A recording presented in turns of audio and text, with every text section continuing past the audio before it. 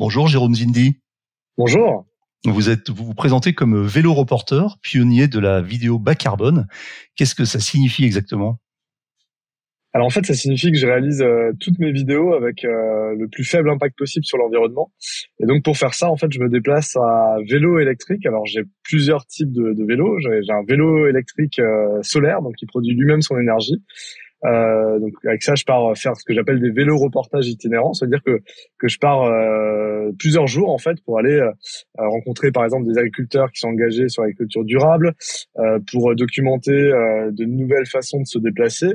J'ai aussi un vélo électrique pliable qui me permet de prendre le train et d'aller sur des tournages, par exemple pour Mai à vélo, où je vais suivre 4000, enfin je suis pas 4000 événements, mais je suis une vingtaine d'événements parmi les 4000 organisés tout le mois de mai pour promouvoir le vélo en France. Et puis là en ce moment, j'ai ce qu'on appelle un véhicule intermédiaire, c'est une sorte de vélo augmenté. Donc on est, comme vous pouvez le voir sur la vidéo, abrité des intempéries, en tout cas ce qui permet de rouler toute l'année, quelles que soient les conditions météo. Alors là, les conditions sont excellentes, même un peu inquiétantes pour un mois de mars, et une température très très élevée, et d'où les lunettes de soleil au niveau de la luminosité pour cette interview. Alors, ce vélo, alors vous avez effectivement plusieurs types d'engins, on va y venir après. Le vélo électrique solaire, il est, alors je l'ai vu, on le voit sur vos vidéos. Oui. C'est un vélo qui a deux panneaux photovoltaïques, un à l'avant et à l'arrière, si je ne m'abuse. Tout à fait. Et ce vélo, il est autosuffisant. Il a besoin de se recharger ou est-ce qu'il se recharge exclusivement au solaire?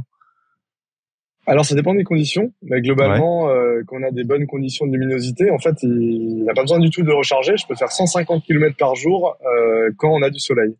Donc en fait, sur certains projets, je peux vous en citer un par exemple. J'ai fait un tour des parcs naturels régionaux de la région sud. Donc c'était 1500 km avec 15 000 mètres de dénivelé positif, et j'ai été autonome à 95% du temps. J'ai juste eu à recharger une fois parce que effectivement, il y avait pas mal les conditions étaient très nuageuses et les panneaux produisaient plus suffisamment pour pouvoir se déplacer en totale autonomie. Donc c'est pas non plus miraculeux, mais en tout cas je trouve ça exceptionnel de pouvoir se déplacer avec un moyen qui produit lui-même son énergie et qui va vers une forme d'autonomie.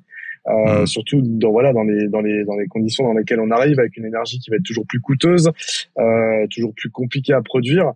Et d'ailleurs, le véhicule intermédiaire que j'utilise en ce moment, il est prévu pour accueillir un panneau de 100 watts sur le toit. Donc ça suffira pas pour forcément produire toute l'énergie du véhicule, surtout si on a des trajets assez longs, mais ça peut avoir un apport assez conséquent de 500 ou 600 Wh dans la journée, soit 25-30% du total de la consommation du véhicule si on consomme tout. Donc bien sûr, si on fait des trajets plus courts, ça peut carrément suffire à produire l'énergie nécessaire au véhicule, ce qui est quand même absolument génial. Vous êtes venu comment au vélo reportage? C'est-à-dire la question en fait, c'est est-ce que vous aviez une sensibilité environnementale et vous êtes allé sur le reportage bas carbone, ou est-ce que vous étiez déjà reporter et vous vous êtes intéressé aux problématiques environnementales? Alors j'étais déjà reporter effectivement, mais dans un tout autre univers, puisque je travaillais dans le milieu du rallye automobile en fait pendant plus de 10 ans. Donc moi ma vie d'avant c'était avion, hélicoptère, 4x4, donc des choses très très carbonées, extrêmement polluantes. Et puis plus le temps passait, plus effectivement ma conscience environnementale grandissait. J'abîmais pas volontairement la nature, mais je me rendais compte que je contribuais effectivement au dérèglement climatique et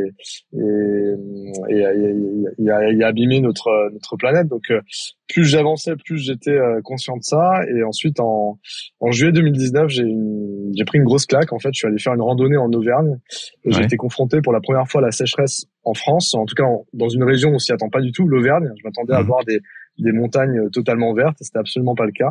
Tout était très sec, au contraire. J'ai discuté avec des agriculteurs obligés de vendre une partie de leur bétail faute de production autofourragère suffisante. Et j'ai traversé des villages ravitaillés par des camions-citernes d'eau. Et donc là, juillet 2019, déjà en juillet 2019, on est dans des zones, déjà en juillet 2019, et justement ça surprend parce que la deuxième grosse claque que je me suis pris, c'est que on n'en parlait pas en fait. Oui, parce qu'il fallait vraiment creuser pour trouver l'information. Exactement, tout à fait. Et malheureusement, quand je raconte ça aujourd'hui, des villages ravitaillés par des camions citernes d'eau, ça choque de moins en moins parce qu'on s'y habitue et ça devient malheureusement la norme. Donc il y a une urgence à changer. Il suffit de suivre un peu l'actualité pour se rendre compte que que le climat se dérègle très très vite. Là, je suis dans les Alpes et il doit faire une quinzaine de degrés en fait, alors qu'on est mi-mars. Vous êtes où exactement? Il y a vraiment quelque là chose qui est totalement anormal. Alors, je suis dans un village qui s'appelle Valéry et je suis à la limite du Haut-Jura, voilà, en direction de Cluses. Ok. Oui, bah je confirme. Là, je suis à Lyon. Il fait 20 degrés presque là, au soleil. Ouais, c'est totalement anormal en fait. Donc après, suite à cette prise de conscience, j'ai réfléchi à comment je pouvais changer les choses à mon niveau. J'ai bien compris que je pourrais pas changer le monde, mais que je pouvais changer mon monde à moi. Et donc ma possibilité d'action finalement, c'est de réduire mon propre impact environnemental. Donc dans ma vie personnelle, j'ai fait des changements radicaux. Je prends plus l'avion depuis 2019. Je suis passé au vélo sur tous mes trajets. J'ai changé mon alimentation, bref. Et puis dans ma vie professionnelle, encore une fois, Vous n'avez plus de voiture ? J'ai souhaité réorienter mes activités. Non, j'ai plus de voiture. Et Dieu sait que j'ai été conditionné par l'automobile. Moi, j'ai un papa qui travaille dans l'industrie. Je suis originaire de Mulhouse. Il y a PSA qui s'appelle Stellantis maintenant juste à côté. Donc voilà. Avec mon père, on regardait Turbo le samedi, on suivait le Paris-Dakar. C'est pas pour rien non plus que j'ai travaillé dans l'univers du rallye raid ensuite. Quand j'avais une bonne note à l'école, je recevais une petite voiture, etc., etc. Donc en fait, on grandit finalement quand on y réfléchit. L'être humain d'aujourd'hui, il grandit avec l'automobile en fait. La culture on est transporté par ses parents dès le plus jeune âge dans une voiture, donc ça fait partie de nous quoi. C'est normal d'avoir un habitat. Un téléphone aussi aujourd'hui, mais aussi une voiture. Donc en fait, c'était quelque chose sur laquelle je m'étais pas posé de questions. Effectivement, plus j'avançais dans le temps, plus je me rendais compte que l'automobile pose un certain nombre de problèmes. Après, je ne suis pas de ceux qui souhaitent uniquement ou dire ce qui ne va pas. En fait, j'ai plutôt envie qu'on trouve des solutions. En fait, 12 projets aussi. Parce que moi, je défends le vélo depuis 2020. Je sais qu'il y a un potentiel énorme sur le vélo. L'exemple européen, ce sont les Pays-Bas, où il y a un trajet sur 3 qui se fait à vélo. 30% des déplacements se font à vélo. En France, c'est 3 à 4%. Donc, on peut faire x10 en développant les infrastructures, en développant une culture vélo, clairement. Bien sûr. Ensuite, je sais aussi que ça ne marchera pas pour tout le monde. Et donc, il faut trouver d'autres alternatives plutôt que des voitures des automobiles qu'on nous propose aujourd'hui qui sont loin d'être propres, si je puis me permettre. Typiquement, les 2 véhicules électriques les plus vendus en 2023, c'est la Tesla Y et la Dacia Spring, qui sont des véhicules fabriqués en Chine avec un bilan carbone déjà désastreux au départ. Donc c'est ça qu'il faut qu'on arrive à changer avec en réinventant effectivement des véhicules qui soient plus sobres. La Model Y, elle est fabriquée en Allemagne, non, à Berlin. Venons-en aux caractéristiques du véhicule intermédiaire. Donc, j'avais interviewé l'an dernier Aurélien Bigot, qui est un chercheur spécialisé dans le domaine et que vous connaissez bien, et qui avait sorti une étude sur les véhicules intermédiaires qui était très intéressante. Et malheureusement, on y viendra après, mais j'ai l'impression que le marché a un petit peu du mal à se trouver, à évoluer, et c'est pour ça que vos initiatives sont super intéressantes, parce que comme vous le disiez, vous n'êtes pas uniquement là dans le côté un petit peu négatif, c'est-à-dire que vous cherchez des solutions, et c'est ce que j'ai apprécié dans votre démarche, c'est qu'elle est hyper enthousiaste et positive et optimiste, et du coup vous vous déplacez. Alors voilà, vous avez lancé une opération, vous allez nous en parler là, qui s'appelle la Nouvelle Aventure Mobile, et qui consiste à faire un tour de France et aller à la rencontre des gens qui œuvrent dans ce domaine, et notamment dans le domaine des électromobilités légères, à bord d'un véhicule intermédiaire. Alors, c'est quoi cet engin, et est-ce que vous pouvez nous décrire un petit peu ce qu'est un véhicule intermédiaire ? Oui, alors le véhicule intermédiaire, en fait, c'est un véhicule qui effectivement est léger au départ. Donc, c'est des véhicules qui sont entre 80 kg et 500 kg. Qui roulent à des vitesses différentes, donc entre 25 à l'heure pour ceux qui roulent le moins vite et qui sont plutôt des vélos assistance électrique, et jusqu'à 80 km/h. En fait, ils ont des formes très différentes. Tout est en train de s'inventer. Alors ça décolle pas encore parce qu'on est au tout début en fait. On n'a même pas encore de phase d'industrialisation. On est en train d'y arriver en fait justement. Donc c'est des véhicules qui sont totalement nouveaux, qui réinventent aussi un imaginaire. Et donc il faut aussi qu'ils s'inventent et qu'ils trouvent leur place et qu'ils trouvent finalement le bon usage. En tout cas, c'est une question de compromis. Et typiquement, celui que j'emploie pour ce Tour de France, Donc c'est une sorte de vélo augmenté. Donc justement, il va là où le vélo assistance électrique finalement ne va pas. Donc c'est un véhicule qui est un quadricycle, qui fait 120 kg, qui a 4 roues, qui roule à 45 km à l'heure, donc qui permet quand même de se déplacer assez rapidement, surtout sur du périurbain et dans les zones rurales, et qui a 80 km d'autonomie et qui peut emporter 1 à 2 personnes, voire un adulte ou 2 enfants. Et c'est un véhicule l'idée, fermé, c'est de pouvoir avoir un véhicule. Il faut le préciser, fermé, c'est un véhicule fermé. Un véhicule fermé, donc oui, tout à fait. Et donc ça permet de se déplacer à l'abri des intempéries toute l'année. C'est un véhicule dans lequel on est actif. Alors c'est pas le cas de tous les véhicules intermédiaires, mais celui que j'utilise là, on est actif. Donc on retrouve les joies du vélo. On est actif dans son déplacement, on bouge. Alors en vrai, on contribue très peu à l'énergie nécessaire au véhicule, mais en fait, ça apporte beaucoup de choses. Déjà, on est dans la sobriété, on est dans la low-tech. Il y a pas de chauffage dans ce véhicule, mais on n'a pas froid. Comme on bouge, on n'a pas froid, donc ça élimine ce problème du chauffage qui devrait nécessiter plus d'énergie, plus de matériaux embarqués, etc. Et sur la question des batteries, donc c'est un peu un enjeu majeur aussi de ces nouvelles formes de mobilité. La batterie, elle fait 2 kWh. Ou une voiture électrique, c'est entre 40 et 60 kWh. Donc c'est 20 à 30 fois moins de batterie. Donc c'est aussi moins de matériaux, de terres rares de minerais à extraire. C'est moins de matériaux aussi à recycler en fin de vie, etc. Donc c'est un peu tout l'esprit de ces véhicules intermédiaires. Il y a une dernière donnée qui est très importante, et on en parlait un petit peu en préambule par rapport aux ventes de véhicules électriques neufs en 2023 qui sont fabriqués à l'étranger et qui plombent la balance commerciale de l'automobile française. Et en fait, ce sont des véhicules qui sont fabriqués en France. En tout cas, les véhicules qu'on présente dans cette nouvelle aventure mobile, ce ne sont que des véhicules fabriqués en France. Donc, c'est très porté quand même par une initiative française. Et l'idée de ce projet qui est soutenu par l'ADEME, qui est l'Agence de la transition écologique en France, et l'État, c'est de bâtir très rapidement une filière française de constructeurs de véhicules intermédiaires, de la consolider et de la protéger. Parce que demain, dans un monde, encore une fois, où je le répète, la voiture électrique ne sera pas accessible pour tout le monde. Clairement, il y a un vrai enjeu aussi social de permettre aux gens de se déplacer. Il y a quand même 13 millions de personnes en France qui sont aujourd'hui en précarité mobilité. Et donc, voilà, il faut qui sont dépendants de leur voiture. C'est plus une liberté, la voiture, pour la plupart des gens, c'est une dépendance. Et donc, il faut leur proposer des alternatives qui puissent leur permettre de se déplacer avec un moindre coût écologique et avec un moindre coût économique. Alors cet engin-là, en consommation, si je puis me permettre de rajouter une donnée, oui, pardon. Oui. Allez-y, finissez. Il y a beaucoup de choses à dire. Allez-y. Non, et puis une petite dernière information, si je peux me permettre d'ajouter ça, c'est que sur ce véhicule-là, par exemple, pour 1 euro d'électricité, je peux faire 150 km et je fais 1000 km pour 7 euros d'électricité. Voilà. Fou. Et ce qui est intéressant aussi, c'est de retrouver de l'autonomie sur le véhicule, puisque comme c'est low-tech, il y a très peu de choses, il y a très peu d'électronique embarquée. C'est des pneus de vélo, c'est des plaquettes de vélo.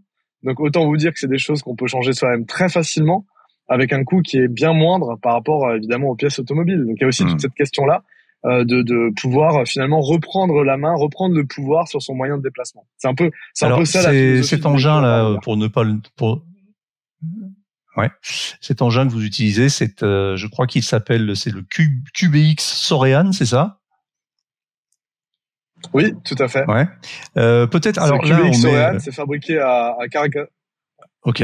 Pardon. Là, on est en audio, bien sûr, puisque c'est un podcast, mais on a aussi une version vidéo du podcast qui est publiée sur YouTube.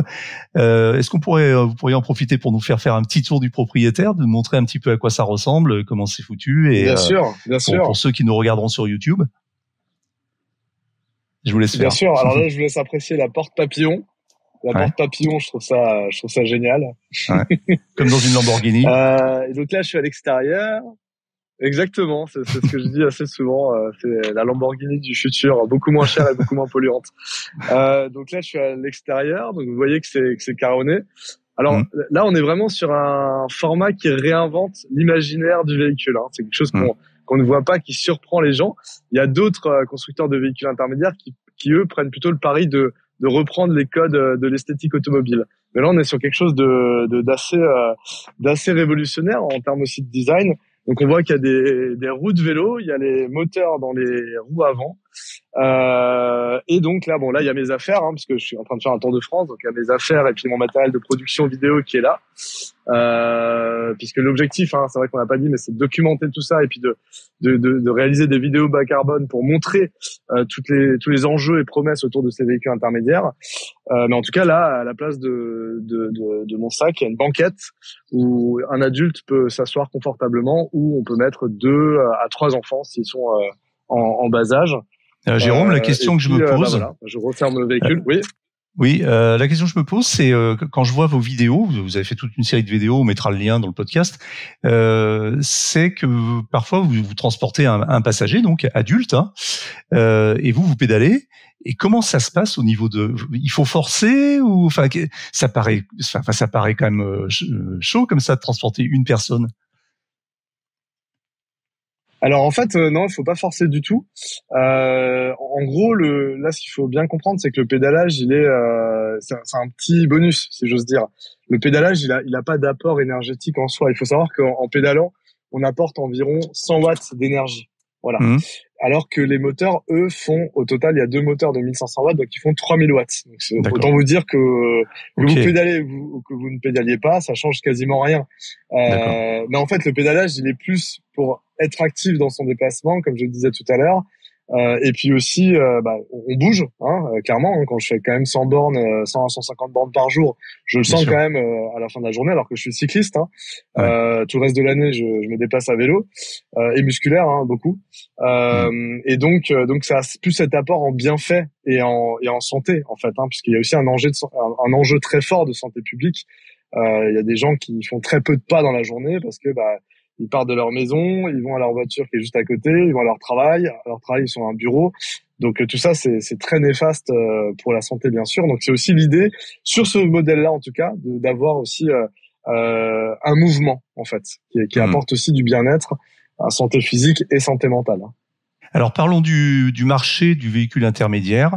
C'est une vraie question, en fait. Moi, je m'y intéresse, je suis ça de près, et c'est un vrai questionnement. Est-ce que, alors, vous le disiez tout à l'heure, c'est un marché qui est à ses balbutiements, mais on a quand même l'impression que les balbutiements durent depuis quelque temps. Et finalement, moi, je suis fan de ce type de véhicule. Je pense que effectivement, il y a un avenir, et en même temps, j'ai du mal à avoir de la visibilité sur ce marché. C'est-à-dire, où est-ce que, quand on veut chercher un véhicule comme ça, on a du mal à le trouver, même sur Internet. On tombe effectivement sur des entreprises, mais ce qui sont des entreprises artisanales, où on a l'impression que c'est pratiquement façonné à la demande. Souvent, on tombe sur des sites qui paraissent des sites internet qui paraissent un peu à l'abandon, où rien n'a été mis à jour depuis 2 ans, où il y a toujours un bouton précommandé, mais en fait, il se passe rien. L'esthétique, elle laisse parfois un petit peu à désirer. Enfin bref, on se demande si finalement, est-ce qu'il n'y a pas un risque que tout le monde attende que les autres s'y mettent et que finalement personne ne s'y mette. C'est-à-dire que comment aujourd'hui on va convaincre une personne en campagne à passer à ce type de véhicule, sachant qu'on a déjà du mal à les faire passer au vélo? Ça fait beaucoup de questions. Alors c'est une très bonne, mais c'est une très très bonne question. Alors pour l'instant, on n'a pas de visibilité sur le marché parce que le marché n'existe pas. Ouais. Donc effectivement, c'est en train de se créer. Et pour la question des précommandes, effectivement, là, on arrive en phase d'industrialisation. Donc alors, il y a des niveaux de maturité très différents en fonction des constructeurs et des porteurs de projets. Donc typiquement, le véhicule que j'utilise, c'est encore un prototype. Oui. Et donc le constructeur, là, il termine cette année la phase de prototypage pour entamer l'industrialisation en 2025. Et donc en 2025, il fera une centaine d'unités pour monter en puissance ensuite. Enfin, il faut bien se rendre compte que c'est vraiment des pionniers qui sont en train de tout réinventer. Hugues Escarguel, qui a conçu ce véhicule-là, pour l'instant, effectivement, il travaille dans une sorte de petit garage. Donc à la fois, il faut développer le véhicule, il faut le faire rouler, il faut l'améliorer, il faut avoir des retours. Alors là, les retours de la nouvelle aventure mobile vont aussi l'aider encore à l'améliorer. Avant de vraiment pouvoir le produire à grande échelle. Mais entre-temps, il faut aussi trouver des financements. Et puis, il faut aussi industrialiser, ça veut dire construire une petite usine. Donc faut tout inventer, c'est énorme. Mais cela dit, il y a déjà des constructeurs qui sont prêts à industrialiser. Et je peux vous citer, et c'est très drôle parce que, alors c'est vrai que pour l'instant, les constructeurs automobiles restent en retrait. Ils observent. En revanche, les équipementiers automobiles se sont saisis de la question. Et vous avez le groupe Savoie qui est basé dans les Alpes, que je vais voir justement là, je suis en route pour aller les voir, qui produit des pièces pour les plus grands industriels automobiles, dont Stellantis par exemple, et qui s'est dit l'automobile telle qu'on la propose aujourd'hui n'a pas d'avenir. Et donc, on va développer notre propre vision de l'automobile, qui en l'occurrence pour le coup est un véhicule intermédiaire. Alors eux justement, ils reprennent vraiment les codes de l'automobile. D'ailleurs, ça s'appelle même la bagnole. Et donc, c'est inspiré de la Méhari, de la Jeep. Donc, ils jouent vraiment sur ces codes-là. Et eux, ils sont déjà en train d'industrialiser. Alors, bien sûr, c'est un équipementier automobile. Donc, il y a des moyens derrière, il y a des équipes, etc. Ils ont déjà des process industriels et du matériel pour industrialiser. Et donc, eux, ils commencent à produire là en ce moment. Et donc, c'est les premiers véhicules intermédiaires qui vont être mis sur le marché, et d'autres vont suivre. Vous avez la Aeon Motors aussi, la Wiz Aeon Motors, qui est produit à Digne-les-Bains, et qui eux proposent alors ça c'est très intéressant pour vous, je pense, parce que dans le véhicule intermédiaire, il y a des véhicules comme le mien qui ressemblent plus au vélo, et de l'autre côté, vous avez des véhicules qui ressemblent plus à des voitures, mais qui ne sont pas des voitures électriques, qui restent des quadricycles. Encore une fois, qui font maximum 550 kilos. Et vous avez la Wiz, qui a eu cette idée géniale, au lieu d'avoir un moteur central comme le proposent les voitures électriques aujourd'hui, la Wiz a 4 moteurs dans les roues en fait. D'accord. Donc ça permet d'avoir une sorte de mini voiture qui est très spacieuse en occupant très peu d'espace, qui reste très légère, avec une batterie de 11,5 kWh, donc 3 fois moins qu'une Renault Zoé, pour un usage quasi similaire. Voilà. Donc pour finir la question sur le marché, je pense qu'il y a beaucoup de gens aujourd'hui, et moi j'en rencontre beaucoup sur cette nouvelle aventure mobile, c'est un Tour de France. Je rencontre beaucoup de gens qui attendent une solution, en fait, qui sont dépendants de leur voiture, parce que comme je le disais, il y a des endroits, par exemple à Millau, vous avez Millau, et ensuite vous avez tous les villages, ils sont à 20 km, avec 800 mètres de dénivelé. Donc à part quelques personnes très convaincues, il y a peu de gens qui, avec un vélo à assistance électrique qui est limité à 25 à l'heure, qui vont pouvoir faire ce trajet qui va être très long.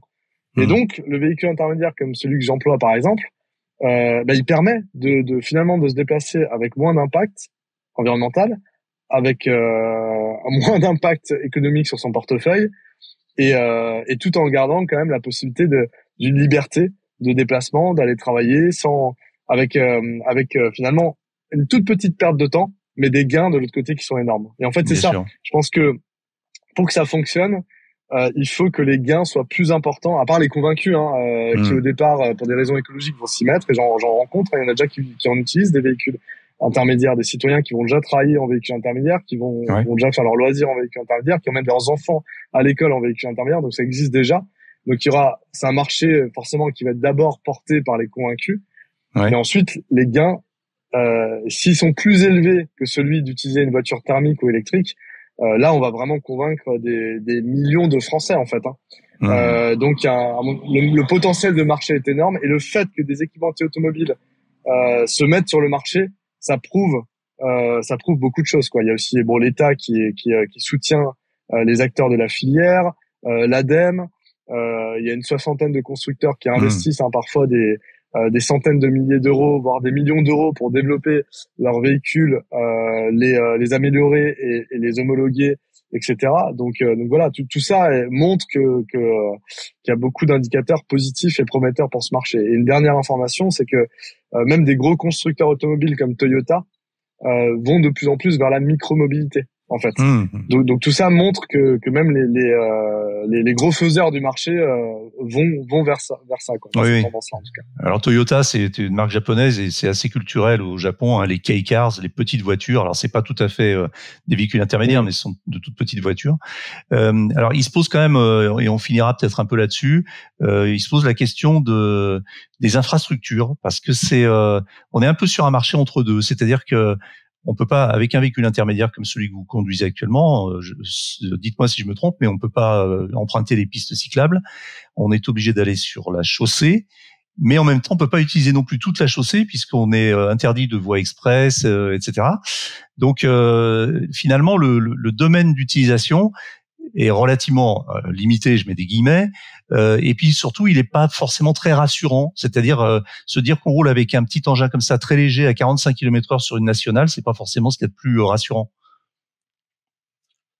Oui, alors il y a deux questions dans votre question. La première, c'est la perception de la sécurité. Alors, Ouais. alors pour l'instant, je touche du bois, j'ai eu aucun problème sur les 2400 kilomètres que j'ai déjà parcourus.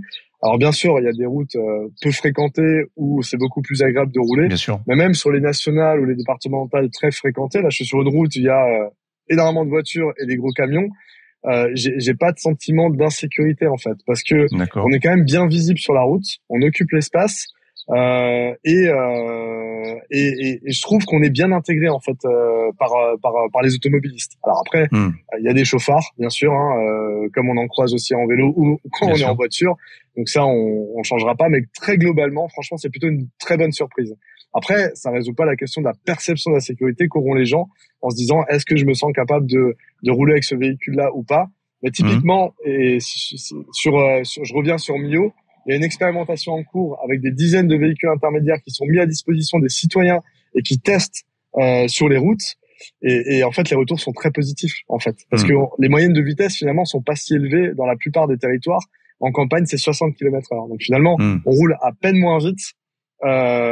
Et donc finalement, on s'intègre bien sur les infrastructures. Sur les pistes cyclables, c'est pas un véhicule adapté pour les pistes cyclables. Il faut surtout pas que ça vienne empiéter sur le territoire du vélo, en fait. Il faut vraiment que ça vienne remplacer des voitures et non pas des vélos, en fait. Donc voilà. Donc je pense que il a sa place. Après, sur votre deuxième question, effectivement, ça répond pas à tous les usages. Aurélien Bigot en parle.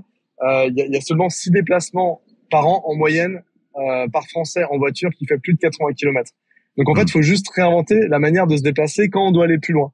Et donc, on peut faire différemment. On peut se déplacer en bus, on peut se déplacer en train, on peut se déplacer en covoiturage, on peut se déplacer avec de l'autopartage. Et d'ailleurs, des véhicules intermédiaires ou des voitures électriques autopartagées, ça serait une très très bonne solution pour réduire le nombre de voitures, en réduire l'impact et permettre une accessibilité plus grande. Donc, oui, on revient au concept de mobilité partagée. Je précise que, parce qu'on n'a pas parlé d'un point de vue technique, que votre voiture, enfin votre véhicule actuel, avec lequel vous faites la nouvelle aventure mobile, se recharge en environ 1h30 sur des prises de 120 volts, et que cette particularité effectivement qu'on connaît quand on roule en voiture électrique et qu'on se recharge sur les bornes que j'appelle les bornes de recharge de village, qu'on trouve généralement sur la place principale des petites agglomérations. Et bien souvent sur ces bornes il y a des prises de 120. Et donc c'est là que vous vous branchez, et c'est là que vous êtes actuellement branché pendant qu'on se parle, puisque vous êtes dans une étape où vous êtes en train de recharger. Il faut en gros 1h30 pour recharger la voiture, ce qui est très rapide finalement. Quand on sait que sur un vélo électrique, il faut compter entre 5 et 6 heures pour une recharge. Donc là, on va beaucoup plus vite. Exactement. En fait, alors c'est un véhicule qui est vraiment taillé pour faire les trajets du quotidien et non pas spécialement pour faire un Tour de France. Moi, je veux prouver que qui peut le plus peut le moins. Ouais, et donc, moi, je fais des étapes qui sont conséquentes. Je fais des étapes de 100 à 150 km par jour. Donc, ça nécessite 1 à 2 recharges par jour. Et comme dit, ce fait d'avoir une prise de 120, ça change tout, parce qu'il y a soit effectivement les bornes de voitures électriques, pas toutes, mais la plupart sont équipées d'une prise de 120. Ou soit simplement une discussion de 5 minutes dans un village et très rapidement quelqu'un nous propose de pouvoir recharger les véhicules. Donc en tout cas, il y a beaucoup plus de possibilités de recharger. Et puis en termes d'infrastructure et de déploiement, ça permet aussi d'éviter de devoir mettre des bornes avec des équipements lourds un peu partout, quoi. Donc il y a aussi cette facilité d'installation sur l'électrification de 120. Il y a les places de village où il y a des bornes, enfin pas des bornes, mais des petits coffrets électriques pour les marchés, par exemple. Vous voyez, donc ça m'arrive de me brancher sur des coffrets comme ça. Ouais. Jérôme, une dernière question, alors qu'une question justement de produits et de gamme. Alors on a bien compris que pour l'instant le marché n'est pas encore mûr et qu'il n'a pas encore trouvé son Apple ou son Tesla du véhicule intermédiaire. Ça viendra peut-être un jour. En attendant, moi je me posais la question et je me disais que finalement, moi je roule en vélo électrique aussi depuis longtemps. Et je me disais, bon, je vois les vélos cargo, je vois toutes les diversités aujourd'hui, toute l'offre et la diversité et la richesse de l'offre pour tout ce qui concerne les vélos à assistance électrique. Et par contre, ce que je n'ai jamais vu, c'est finalement un vélo à assistance électrique fermé. Vous voyez, une espèce de vélo cargo, mais dans lequel on serait à l'abri, comme dans votre voiture actuelle. Ça existe ça ou pas? Ça serait idéal, non, pour les gens qui ne veulent pas lâcher le vélo? Eh ben, ça existe, ouais, exactement. Ça s'appelle un urbaner. C'est produit à Laval. Ok, Et je donc, le note. ça roule à 25 km à l'heure. Et donc, ça permet de déplacer 1 à 2 personnes ou un adulte et 2 enfants. D'accord. Et donc, c'est un tricycle pendulaire, donc ce qui Ok. permet d'être très réactif dans les virages. Et d'ailleurs, on fait un épisode sur ce véhicule intermédiaire, donc le HPR Urbaner, à la rencontre d'un jeune papa qui s'appelle Timothée Lopez et qui tous les jours fait 24 km pour emmener les enfants à l'école et pour aller travailler. Donc D'accord. voilà, c'est la preuve que ça fonctionne. Très bien. Eh bien, merci beaucoup, Jérôme Zindi. Je rappelle que vous êtes vélo reporter et que vous êtes actuellement dans un projet, un beau projet, une belle aventure, la nouvelle aventure mobile qui consiste à faire un tour de France et aller à la rencontre des acteurs de l'électromobilité légère, on va dire, à bord d'un véhicule intermédiaire tout à fait original et intéressant. Merci beaucoup, Jérôme. Merci à vous, Eric. À bientôt.